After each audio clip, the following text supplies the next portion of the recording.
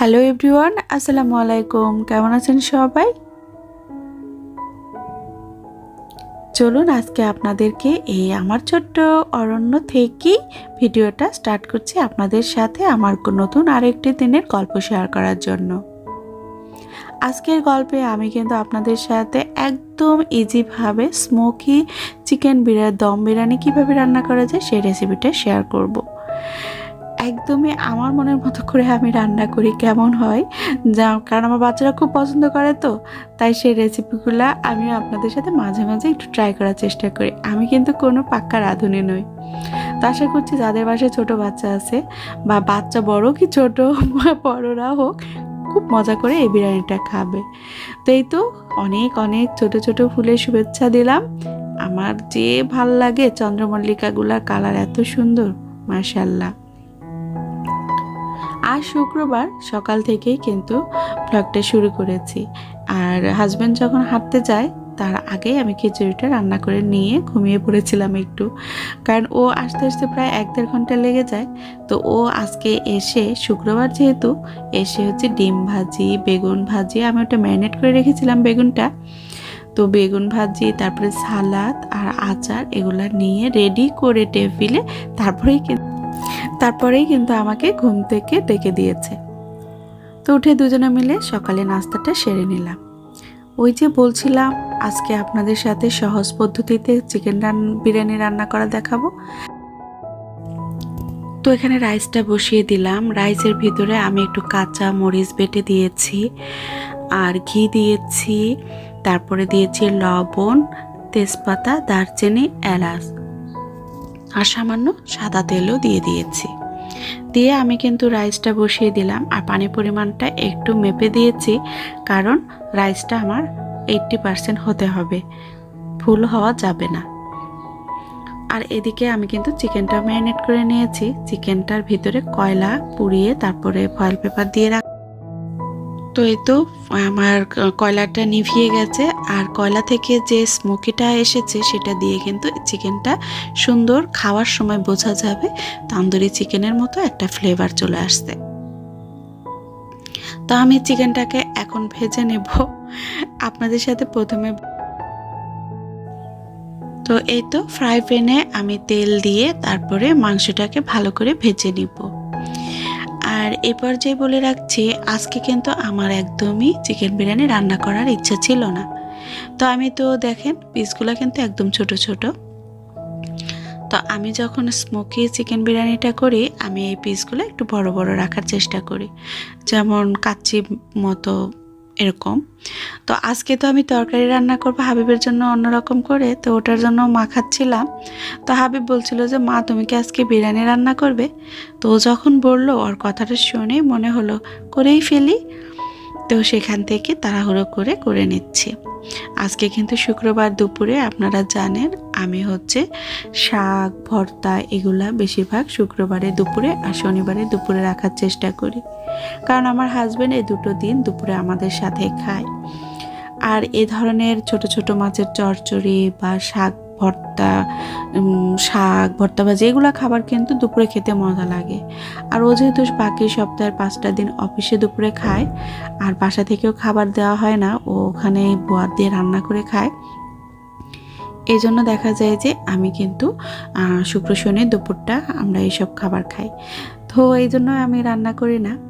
তো আজকে কিন্তু ওই যে ছেলের কারণে রান্না করছি।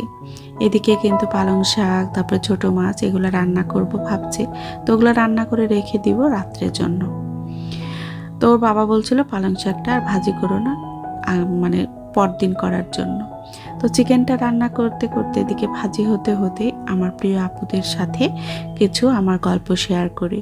প্রিয় আপু মানে যারাই আমার ভিডিও দেখেন সবাই আমার অনেক অনেক প্রিয়, কারণ আপনারা এখনও ভিডিও দেখেন বলে, আপনাদের এই সুন্দর সুন্দর মিষ্টি কমেন্ট পাই বলে এখনও আমি ইউটিউব থেকে একদম দূরে সরে যেতে পারছি না। বারবার মনে হয় আমাকে দ্বারা এ আর সম্ভব না, কিন্তু তারপর আবারও আপনাদের কমেন্টে আমি আবারও ঘুরে দাঁড়াই।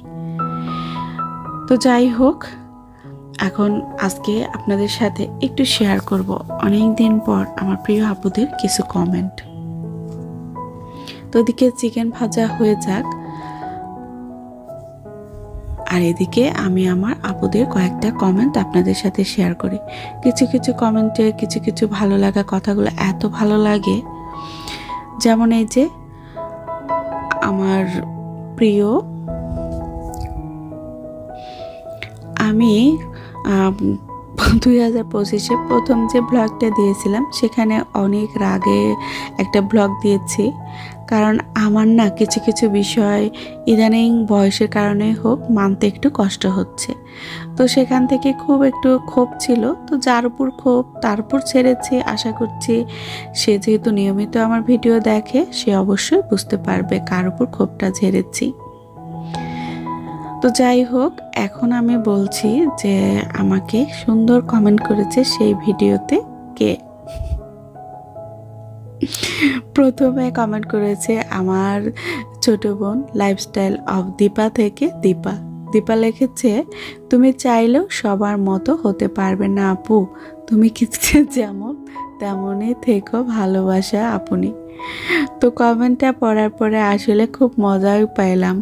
আমি আসলে চাইলে, আমি না শুধু কেউ চাইলে তার তার আচরণ থেকে কখনোই সরে আসতে পারবে না।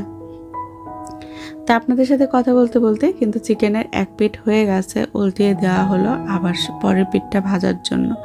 আর এভাবে যখন আপনি চিকেনটা ভেজে একবার রান্না করে দেখবেন পরিবারের সবাই খুব মজা করে খাবে। তো চিকেনের আরেক পিঠ হতে হতেই আমার প্রিয় আরও একটা বোনের কমেন্ট পড়ে নিচ্ছি, সে হচ্ছে taste and tales with Salma. Salma আপু হচ্ছে আমরা ভুটান সালমা নামে পরিচিত। তো সালমা আপুর কমেন্টটা শুনো, খারাপ এই রূপটা আমি ভীষণভাবে এনজয় করছি। মানুষ অন্ধ হয়ে মরিচিকার পিছনে ছুটে বেড়ায়, অরিজিনালটা ফেলে চোখে আঙ্গুল দিয়ে দেখিয়ে দিলেও অনেক কিছু বোঝে না, বুঝতে চায় না। হেলেন আপু, তোমার ওনার মতন এত বিশাল মাপের ইউটিউবার হবার প্রয়োজন নাই, তুমি তোমার মতন করেই এগিয়ে যাও, আমরা সবাই তোমার পাশে আছি। তো এই যে সালমা আপু আমাকে কতটা, আমি এটাই চাই যে আমাকে একজন ভালোবাসুক, এভাবে ভালোবাসুক এবং আমারটা দেখে আমি আমার মতো আমাকে ভালোবাসুক, সেটাকেই ভালোবাসা বলে, তাই না? রংচং মাখিয়ে দিলেই আমাকে ভালোবাসবে, আর যেটাতে রংচং থাকবে না তখন আমাকে ভালোবাসবে না, সে আসলে কি বলবো, সে ভালোবাসার আমার কোনো দরকার নেই।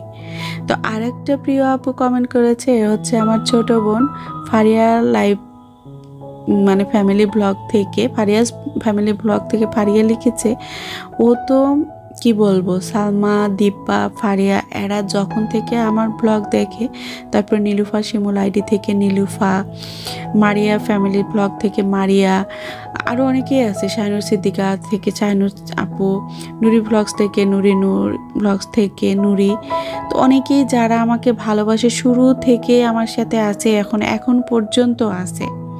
এখানে আরেকটা আপুর নাম আমি বলতে ভুলে গেছি, অনেক অনেক আপুরাই আছে, সবার নামই ওইভাবে নেওয়া সম্ভব না, তবু আজকে যাদের যাদের নাম আমার মানে বলতে ইচ্ছে করছে, একসাথে বলে হয়তো শেষ করতে পারবো না, কিন্তু বলার চেষ্টা করছি। তো ফারিয়ার লিখেছে, আসসালামু আলাইকুম প্রিয় আপু, তোমাকে নতুন বছরে অনেক অনেক শুভেচ্ছা জানাচ্ছি। ফারিয়া, তোমাকে অনেক অনেক শুভেচ্ছা জানাচ্ছি। শোলক পাতা দেখতে অনেকটা ধনিয়া পাতার মতো, গরুর মাংস, খিচুড়ি দারুণ। শীত তো আপু, শীতের মধ্যে দেখা যায় সব ধরনের ব্যথা আর বাড়ে, আসলে আমার অনেকটা ব্যথা বেড়েছে, তো আবার একদিন ভালো থাকি তো আবার ব্যথা বাড়ে, এরকম একটা অবস্থা। তো মাশাআল্লাহ বাড়ির কাজ অনেকটা এগিয়েছে, ফুফাতো ভাই মাশাআল্লাহ, মানে ফুফাতো ভাই মানে আমার হাজব্যান্ডের কথা বলছে। তো ফারিয়া, তোমাকে অসংখ্য ধন্যবাদ। ওরে হেলেন আপুরে, আমার মা যখন আমার ভিডিও দেখে আমাকে পরে প্রশ্ন করে, এত কথা কিভাবে বলো। আসলে আমার যে গত ভিডিওতে যে ভাইয়াকে দেখাচ্ছিলাম, সেই ভাইয়াটাও বলছিল, ও আমার দেবর হয়, তো বলছিল যে ভাবি তুমি তো ভিডিওতে অনেক কথা বলো। তা আসলেই কথা বলতে বলতে আমাদের কথা শেষ হয় না। এই যে ওদিকে কথা বলছি আর এদিকে কিন্তু অলরেডি আমার চিকেন ভাজাটা হয়ে গেছে, আর সেই প্যানের ভিতরে আমি কিন্তু তেলের ভিতরে ওই পেঁয়াজটা দিয়ে দিলাম, আর পেঁয়াজটা এখানে আমি ক্রাশ করে নিয়েছি, হচ্ছে চপার দিয়ে চপ করে নিয়েছি। তো সেই পেঁয়াজটা দিয়ে ভাজা হয়ে গেলে তার ভিতরেই কিন্তু আমি দিয়ে দিলাম হচ্ছে কি ওই যে মাংসটা যে ম্যারিনেট করে নিয়েছিলাম সেই মশলাটার সাথে একটু সামান্য তেল দিই পানি মিশিয়ে ভালো করে একটু কষিয়ে নিচ্ছি। আর আমার কাছে মনে হলো আদা রসুন পেস্টটা মাংস একটু কম দিয়েছি, তো এখানে আর একটু দিয়ে দিলাম, আর একটু জয়ত্রী জয়ফল পাউডারটাও দিয়ে দিলাম। আমি সবসময় চিকেন বিরিয়ানি বা দম বিরিয়ানি যেটাই করি না কেন শানের যে বিরিয়ানি মশলা বা রাঁধুনি বিরিয়ানি মশলা সেটা ব্যবহার করি। আজকে না ঘরে এসব কিছুই নাই, তো সেই জন্য আমি জয়ত্রী জয়ফলটাই বেটে দিয়ে দিলাম। আর যখন এই যে কষানোটা হয়ে গেছে মশলা, তারপরে কিন্তু আমি এখন মাংসটা দিয়ে দিয়েছি। আর এটাও যেহেতু ফার্মের চিকেন, এটা কিন্তু একদমই হচ্ছে সেদ্ধ হতে লাগবে না, সামান্য পানি দিয়ে মাখা মাখা ঝোল ঝোল হওয়ার পরে আমি ঢেলে নেব। তো এদিকে আমার কুইন সারা ব্লগ থেকে আমার প্রিয় এক ভাবিও কমেন্ট করেছে, তারপরে জ্যোৎস্না কাজল আইডি থেকে জ্যোৎস্না আপু, জ্যোৎস্না মানে কাজল আপু। কাজল আপু তো আমার কি বলবো, কাজল আপু হচ্ছে আমার একটা এখন মানে কি বলবো অনেক বড় একজন অনুপ্রেরণা আমার জীবনে। আপু যেমন বড় একটা রোগে ভুগছিল, এখন আলহামদুলিল্লাহ ভালো আছে। আমিও কিন্তু অনেক দিন ধরে আল্লাহর সাথে মানে আমার শরীরের সাথে যুদ্ধ করছি, আল্লাহ এখনো ভালো রেখেছেন। তো আকন্দ হোম ডায়েরি থেকেও কিন্তু আপু সুন্দর একটা কমেন্ট করেছে। আর এই নিপুণ আপু আমার সেই প্রথম যখন আমি চ্যানেল খুলেছি তখন থেকেই আপু আমার সাথে আছেন এখন পর্যন্ত। তো এদিকে কিন্তু আপনাদের কথা বলতে বলতে আমার এদিকে ওই যে কালকে ভিডিও যেটা শেয়ার করেছি সেখানে বলেছিলাম কে কোথা থেকে ভিডিও দেখেন। তো আমি তো ফারিয়া গাজীপুর থেকে, কাজল আপু দিনাজপুর থেকে, আকন্দ হচ্ছে ময়মনসিংহ থেকে, আকন্দ ফ্যামিলি ব্লগের যে নিপুণ ও ময়মনসিংহ থেকে। আমি কিন্তু ওনাদের তো এদিকে কিন্তু আমি চালটা হাফ কেজিরও কম হবে, যেহেতু চিকেনটা কম। আর দম বিরিয়ানি বলে যে কোনো বিরিয়ানি চিকেন আর চালটা সমান সমান হলেই কিন্তু খেতে ভালো লাগে। তো এই জন্য একদমই কম করে রান্না করছে, আর আমরা ফ্যামিলি মেম্বার মাত্র 3 জন, হয়ে যাবে সুন্দরভাবে। তো চিকেনটা কম হওয়ার কারণে আমি কিন্তু একটা লেয়ারই ব্যবহার করব, একটা লেয়ারই দিব। তো প্রথমে চিকেনটা দিয়ে নিচ্ছি, আর এরপরে একটু ঘি দিব, কিশমিশ দিব, আপনারা চাইলে পুদিনা পাতা দিতে পারেন।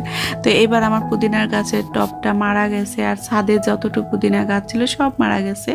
তো আমাকে এবার কিনতে হবে পুদিনা গাছের চারা। একটু আমাকে কিশমিশও দিয়ে দিলাম। আর আমি সবসময় একটা বেরেস্তা করে ফ্রিজে রাখি, সেটা হলো শুকনা ড্রাই তেল ছাড়া এয়ার ফ্রায়ারে করে রাখি। তো সেই পেঁয়াজ বেরেস্তাটাও দিব, আর একটু ঘিও দিব ফ্লেভার হওয়ার জন্য। তো যে আপুরা মানে আমাকে জানিয়েছে কে কোথা থেকে ভিডিও দেখছেন, তো সব আপুদেরকে অসংখ্য ধন্যবাদ। তো আজকে আপনাদের কাছে আমার এই ব্লগটি কেমন লাগলো আশা করি কমেন্ট করে জানাবেন। আর এখন তো মনে হচ্ছে আমার প্রতিটা ব্লগে ভিডিও করা থেকে শুরু করে সব কিছুই, গত ভিডিওতে নিপুণ আমাকে বলছিল যে আপু তুমি স্ট্যান্ড ব্যবহার করো। আসলে আমি যে ভিডিও করব কি করব সেটাই বুঝে পারি না কখন স্ট্যান্ড ব্যবহার করব, কারণ এই যে বিরিয়ানি রান্না করছি আর আমার পাশে তখন কিন্তু ছিল ফারজানা ভাবি। তো ফারজানা ভাবি যখন আমি চিকেনটা ম্যারিনেট করে নিয়েছি তখন কিন্তু ফারজানা ভাবি বলছে এই হেলেন তুমি ব্লগ করো আজকের এই বিরিয়ানিটা। তখন কিন্তু আমি তাড়াহুড়ো করে মোবাইলটা অন করলাম আর আপনাদের সাথে ভিডিও করার জন্য প্রস্তুতি নিলাম।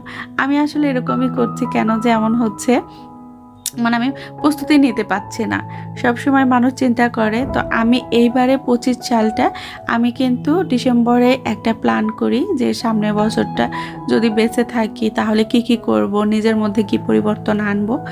এইবারে একদমই আমি প্ল্যান ছাড়া 2025 সাল মানে কোনো কিছুই আমি অগ্রিম চিন্তা করিনি। আমার সাথে যখন যেটা হবে সেটাই মেনে নেব, এবং যখন যা করতে ইচ্ছা করবে আমি তখন সেটাই করব। এই মনোভাবটা আমি নিয়ে 2025 সালে পদার্পণ করেছি। আমি জানি না কতদিন বাঁচবো বা কিভাবে কি করব, সামনে কি হবে আমি সেটা কিছুই জানি না, এবং সে নিয়ে কিছু আমি বলতেও চাই না। আপনারা যারা আমার ভিডিওর সাথে থাকবেন, ওর যে হয়তো যদি লাইফস্টাইল যেহেতু ব্লগ আমি তো শেয়ার করব কিছু কিছু, আপনারা জানতে পারবেন। তো এখন আমি একটু কেওড়া জল দিয়ে দিলাম, আর যদি মিষ্টি আতর থাকে তো আলতো ভালো। তো মিষ্টি আতরটা দিয়ে আমি কিন্তু চিকেনের মধ্যে দিয়ে দিয়েছিলাম, তো এই জন্য এখন আর রাইসে দিলাম না। তোটা দমে হতে দিয়ে আমি কিন্তু গোসল করে নিয়েছি, দুপুরের যে প্রার্থনা সেটাও করে নিয়েছি। এদিকে আমার প্রার্থনাও শেষ আর বিরিয়ানিটাও সুন্দরভাবে হয়ে গেছে। বাবা ছেলেও চলে আসছে, তো একটু নেড়ে চেড়ে মিশিয়ে নিচ্ছি। আপনারা হয়তো দেখতে পাচ্ছেন কি সুন্দর দেখা যাচ্ছে না? তো আমি তো আর অ্যারোমা প্লাস খাওয়ার কথাটা মানে বলে বোঝাতে পারবো না। এই জন্য আপনাদেরকে কি করতে হবে, বাসায় তৈরি করে নিতে হবে। তো চিকেনটা যেভাবে ম্যারিনেট করেছি আজকে তো আর সেটা দেখাইতে পারিনি। আপনারা কিন্তু নর্মালি বিরিয়ানিতে যেভাবে চিকেনটা ম্যারিনেট করা হয় ঠিক সেভাবে ম্যারিনেট করে নেবেন।